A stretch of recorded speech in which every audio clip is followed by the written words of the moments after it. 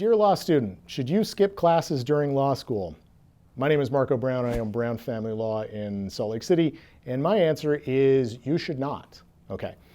You have a lot of classes during law school. I realize it gets super, super boring. And if you're a 1L right now and you haven't become bored in your law classes already, let me guarantee you it's going to happen pretty quick.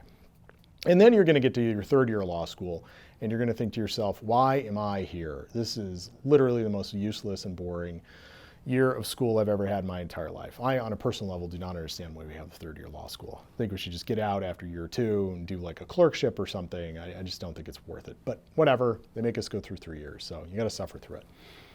So you think through that, like it's super boring, I'm not getting anything out of this, I'm just going to start skipping classes. I'm going to tell you not to do that.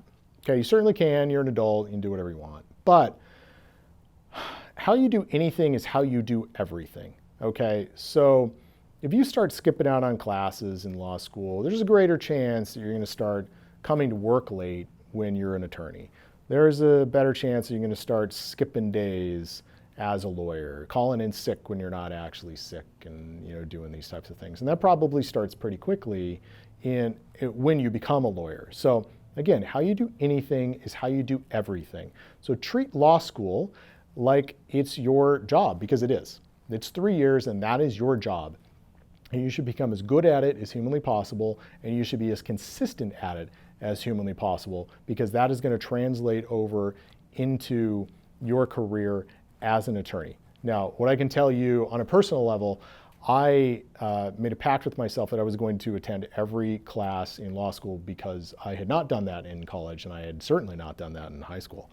So I did. I attended every class, but what I didn't do is I was consistent in that way, but I wasn't consistent in the level of reading and the level of effort that I put in to the classes. So at the end of kind of my 2L year, I really, really enjoyed law school up until that point, right? And I did really, really well.